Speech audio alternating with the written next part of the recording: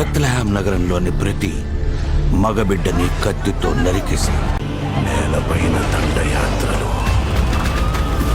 మట్టి కింద మృతదేహాలు. ఈ అలజడి ఎవరి కోసం? సింహాసనం తిరిగి నెలకొల్పబడుతుంది. ఇంత బీభత్సం ఎవరి కోసం? అసలు ఈ వినాశనం ఎవరి కోసం? ఆకాశంలో ఓ నక్షత్రం కోసం, రక్షకుడి కోసం వెతుకుతున్నావా? నిజంగా వాడు పుట్టాడా? రణభూమిని చీల్చుకొని పుట్టే కొత్త రాజు కోసం. బెత్లెహేంలో ఓ బిడ్డ పుట్టాడట మహాప్రభు.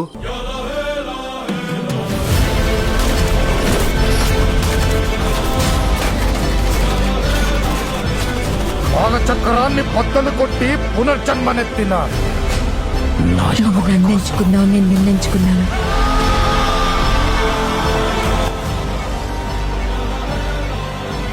కొండల్లోంచి ప్రయాణం చేస్తూ బెత్లెహేంకి వెళ్తున్నారు, ఆ జన్మస్థలాన్ని చూసేందుకు.